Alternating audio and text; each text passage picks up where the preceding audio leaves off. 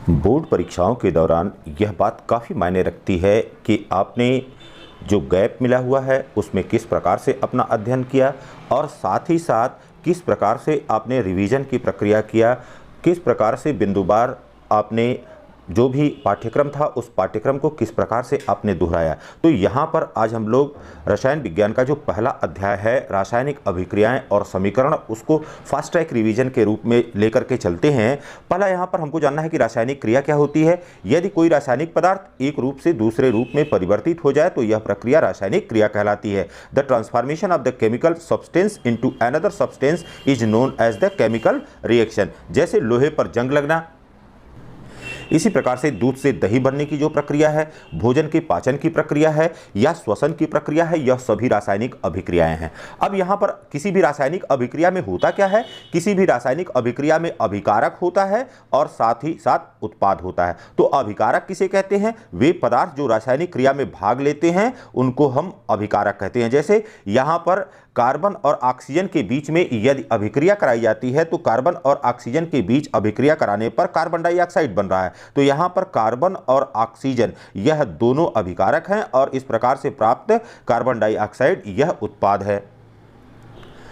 अब देखिए बेटा, जैसे यहाँ पर जिंक और सल्फ्यूरिक अम्ल आपस में क्रिया कर रहे हैं तो इसके फलस्वरूप हमको जिंक सल्फेट मिल रहा है और हाइड्रोजन गैस विस्थापित हो रही है, तो यह उत्पाद के रूप में है। अब किसी भी रासायनिक क्रिया के क्या अभिलक्षण होते हैं, इनके 2-3 अभिलक्षण आपको परीक्षा के दृष्टिकोण से याद रखने हैं। सबसे पहले कि जब कोई रासायनिक अभिक्रिया होती है तो रासायनिक अभिक्रिया के फलस्वरूप गैस का उत्सर्जन होता है, जैसा यहाँ पर जिंक और सल्फ्यूरिक एसिड के अभिक्रिया के समय में दिखाया है। इसी प्रकार से कुछ रासायनिक अभिक्रियाएं ऐसी होती हैं जिनमें रंग में परिवर्तन भी होता है। अब तीसरा अभिलक्षण यहां पर हो सकता है तापमान में परिवर्तन हो। जब चूने पत्थर को हम पानी में मिलाते हैं तो बड़ी तेजी से बुदबुदाहट होती है और विलयन का तापमान बढ़ जाता है। तो इसी प्रकार से जिंक और सल्फ्यूरिक अम्ल की जब अभिक्रिया होती है तब भी निकाय का तापमान बढ़ जाता है। इसी प्रकार से द्विविस्थापन अभिक्रियाएं जब होती हैं तो उन द्विविस्थापन अभिक्रियाओं में अवक्षेप बनने की या प्रेसिपिटेट बनने की भी क्रिया होती है। तो अब अगली बात आती है कि रासायनिक समीकरण किसे कहते हैं, केमिकल इक्वेशन क्या है। किसी रासायनिक क्रिया को प्रतीकों तथा रासायनिक सूत्रों के द्वारा प्रदर्शित करना ही रासायनिक समीकरण कहलाता है। जैसे ए और बी 2 अभिकारक हैं, ए और 2 अभिकारक आपस में क्रिया करके सी और डी उत्पाद बना रहे हैं और यहां पर तीर यह अभिक्रिया की दिशा को प्रदर्शित करता है। तो अभिकारक और उत्पाद के बीच में एक तीर लगा दिया जाता है। मैग्नीशियम और ऑक्सीजन आपस में क्रिया करके मैग्नीशियम ऑक्साइड बना रहे हैं, तो यह इसी प्रकार से हाइड्रोजन और ऑक्सीजन आपस में क्रिया करके यह पानी बना रहे हैं। तो यह यहां पर हमने मैग्नीशियम का प्रतीक लिखा Mg, इसी प्रकार से ऑक्सीजन का प्रतीक यहां पर लिखा। इसी प्रकार से जो उत्पाद बना हुआ है उस उत्पाद को रासायनिक सूत्र के द्वारा प्रदर्शित कर दिया। तो इस प्रकार से यह रासायनिक अभिक्रिया हो गई या केमिकल रिएक्शन हो गया। अब यहां पर देखिए रासायनिक समीकरण 2 तरह के होते हैं, एक को कहते हैं संतुलित रासायनिक समीकरण और दूसरे को कहते हैं असंतुलित रासायनिक समीकरण। तो संतुलित रासायनिक समीकरण क्या होता है? इसमें संतुलित समीकरण में प्रत्येक तत्व के परमाणुओं की संख्या अभिकारक तथा उत्पाद में बराबर होती है और यहां पर द्रव्यमान के संरक्षण का नियम लगता है। उसी द्रव्यमान के संरक्षण के नियम के आधार पर अभिकारक और उत्पाद में परमाणुओं की संख्या समान होती है। यहां पर संतुलित रासायनिक समीकरण जिसकी अभिक्रिया के संबंध में अभी चर्चा हुई है कि Zn प्लस H2SO4 ये आपस में क्रिया कर रहे हैं और यह ZnSO4 प्लस H2 बना रहे हैं। तो इस अभिक्रिया में आप देखेंगे कि अभिकारक के परमाणु और उत्पाद में जो परमाणु हैं उनकी संख्या प्रत्येक दशा में बराबर अगर होगी तभी जाकर के यह संतुलित रासायनिक समीकरण होगा। अब असंतुलित रासायनिक समीकरण क्या होता है? यदि अभिकारक तथा उत्पाद में उपस्थित तत्वों के परमाणुओं की संख्या असमान होती है तो ऐसे समीकरण को हम असंतुलित समीकरण कहते हैं। और परीक्षा के दृष्टिकोण से जब असंतुलित रासायनिक समीकरण दिया रहता है तो उस समीकरण को हमको संतुलित करना। इसके पश्चात परीक्षा की दृष्टिकोण से रासायनिक अभिक्रियाओं के निम्नलिखित प्रकारों पर अपने को केंद्रित करना है: संयोजन अभिक्रिया, वियोजन अभिक्रिया, विस्थापन अभिक्रिया या द्विविस्थापन अभिक्रिया, ऊष्माक्षेपी अभिक्रिया, ऊष्माशोषी अभिक्रिया, अवक्षेप अभिक्रिया, अपचयन तथा उपचयन अभिक्रिया या रेडाक्स अभिक्रिया क्या होती है, इस पर अपने को पूरी तरह से केंद्रित करना है। इसकी परिभाषा याद रखना है और 1 या 2 उदाहरण याद रखना है। जब यह प्रक्रिया आप करेंगे तो बहुत से आपको रासायनिक समीकरण याद हो जाएंगे जो संतुलन में और साथ ही साथ क्या होता है जब में आपको काम आएंगे। सबसे पहले देखिए संयोजन अभिक्रिया क्या है या कॉम्बिनेशन रिएक्शन क्या है। ऐसी रासायनिक अभिक्रियाएं जिसमें दो या दो से अधिक अभिकारक मिलकर के केवल एक उत्पाद बनाते हैं उसे संयोजन अभिक्रिया कहते हैं। तो ए और बी यह दो अभिकारक हैं और इनकी अभिक्रिया के फलस्वरूप केवल और केवल एक उत्पाद सी बन रहा है। अब यहां पर जब मैग्नीशियम को वायु की उपस्थिति में जलाते हैं तो मैग्नीशियम ऑक्साइड बनता है। यहां पर देखिए Mg+O2 यह मैग्नीशियम ऑक्साइड बना लिया है। इसी प्रकार से कैल्शियम ऑक्साइड जल के साथ अभिक्रिया करके कैल्शियम हाइड्रोक्साइड बनाता है। CaO+H2O CaOH का होल ट्वाइस प्लस ऊष्मा निकलती है, तो इसको बुझा हुआ चूना भी कहते हैं। अब मैग्नीशियम के संदर्भ में आपको याद रखना है कि मैग्नीशियम को जलाने से पहले रेगमाल से रगड़ लिया जाता है, क्योंकि इस पर इसका ऑक्साइड बना होता है जो इसकी प्रोटेक्टिव लेयर बनाता है और यह आगे कोई अभिक्रिया करने नहीं देता है।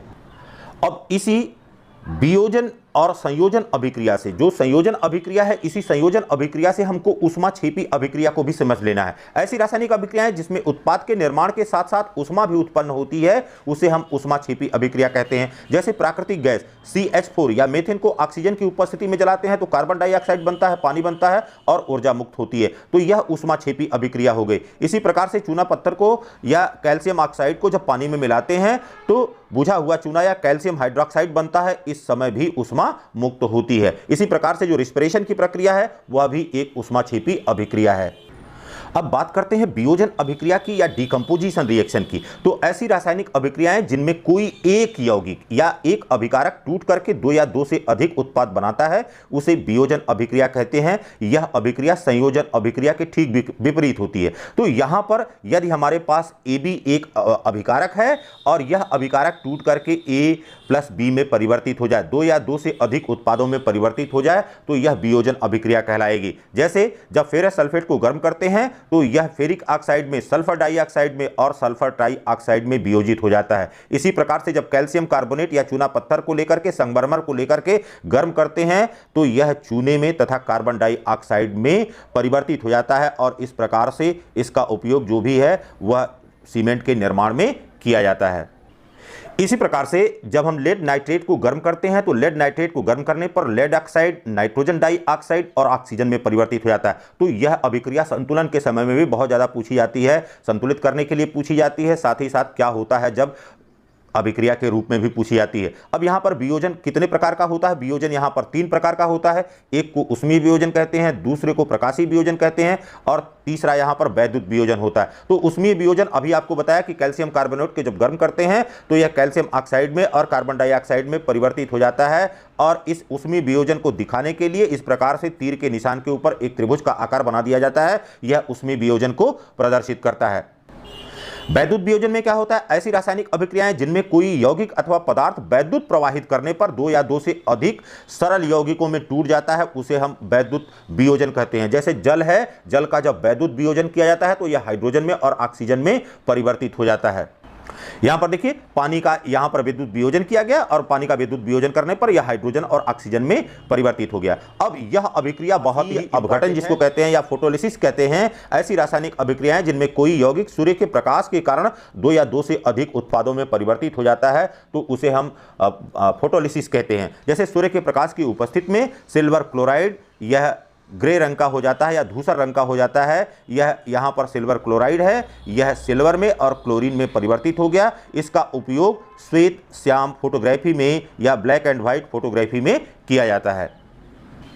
अब यहाँ पर देखिए इसी के साथ आपको जान लेना है कि ऊष्माशोषी अभिक्रिया क्या है या एंडोथर्मिक रिएक्शन क्या है। ऐसी रासायनिक अभिक्रियाएं जिनको संपादित कराने हेतु बाहर से ऊष्मा देना होता है उसे हम ऊष्माशोषी अभिक्रिया कहते हैं। जैसे अभी देखा हमने कि लेड नाइट्रेट को गर्म करते हैं या कैल्शियम कार्बोनेट को हम गर्म करते हैं या जल का वैद्युत अपघटन कराते हैं। इन समस्त अभिक्रियाओं में हमको बाहर से ऊष्मा देनी पड़ती है। तो बाहर से यदि ऊष्मा देनी पड़ती है तब इस प्रकार की अभिक्रिया को हम ऊष्माशोषी अभिक्रिया कहते हैं। अब यहां पर देखिए विस्थापन अभिक्रिया या डिस्प्लेसमेंट रिएक्शन क्या है। यदि अधिक क्रियाशील धातु अपने से कम क्रियाशील धातु को उसके यौगिक से विस्थापित कर देती है तो ऐसी रासायनिक अभिक्रिया को हम विस्थापन अभिक्रिया कहते हैं। यहां पर एक मेटल होता है, दूसरा नॉन मेटल होता है एंड मेटल से बना हुआ यह जो यौगिक है यदि किसी धातु से क्रिया करता है तो इस प्रकार से यह विस्थापित हो जाता है। जैसे कॉपर सल्फेट जो कि नीले रंग का होता है कि विलयन में जिंक डालने पर निम्नलिखित अभिक्रिया होती है।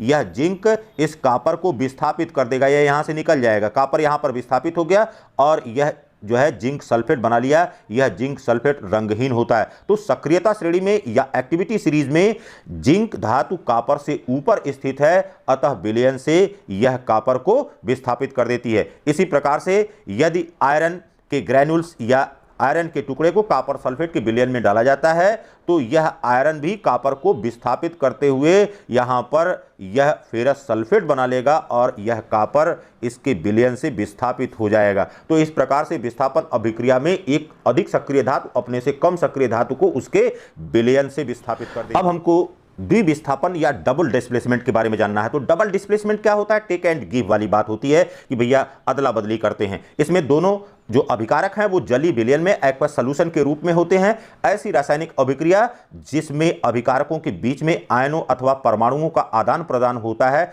उसे द्विविस्थापन अभिक्रिया कहते हैं। यहां पर देखिए ए और बी, यहां पर ए और बी कहने का मतलब है कि यह जो है एक इसमें पॉजिटिव होगा और दूसरा इसमें निगेटिव होगा। एक्वस सॉल्यूशन में जब इसको डालेंगे तो इसका धनायन और ऋणायन अलग हो जाएगा। इसी प्रकार से सी एंड डी है, इसका धनायन और ऋणायन अलग हो गया।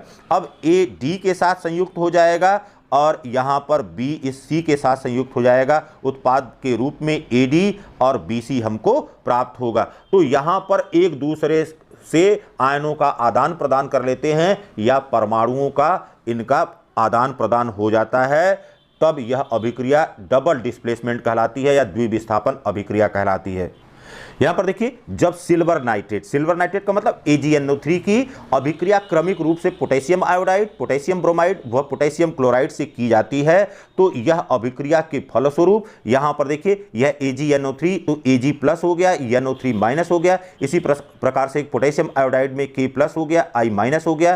तो यह सिल्वर आयोडाइड बना लिया और पोटेशियम नाइट्रेट बना लिया। यहां पर आयनों का आदान प्रदान हुआ और यहां पर एक अवक्षेप के रूप में प्राप्त होगा, वह परखनली में नीचे बैठ जाएगा और दूसरा विलयन में ही रहेगा। तो द्विविस्थापन अभिक्रिया के दौरान उत्पाद पक्ष में निम्नलिखित घटनाएं होती हैं। पहला, यहां पर अवक्षेप प्राप्त हो सकता है, प्रेसिपिटेट प्राप्त हो सकता है। दूसरा, यहां पर उदासीनीकरण की प्रक्रिया होती है और तीसरा यहां पर गैस बनने की प्रक्रिया होती है। तो यहां पर उदासीनीकरण की प्रक्रिया में देखिए क्या होता है, जब अम्ल और क्षार परस्पर क्रिया करते हैं तो इससे लवण बनता है और पानी बनता है। यहां पर हाइड्रोक्लोरिक एसिड है, H+ आयन मिल गया, यहां पर क्लोराइड आयन मिल गया। इसी प्रकार से NaOH में Na+ और OH- मिल गया तो NaCl मिलकर के सोडियम क्लोराइड बना लिए और हाइड्रोक्साइड आयन और हाइड्रोजन आयन मिलकर के यह जल का अणु बना लिए। इस प्रकार से यह उदासीनीकरण की क्रिया है। यहां पर देखिए बेटा एक अभिक्रिया को अवक्षेप अभिक्रिया को यहां पर देख लेते हैं। जैसे सिल्वर नाइट्रेट है, सिल्वर नाइट्रेट यह सोडियम क्लोराइड से क्रिया कर रहा है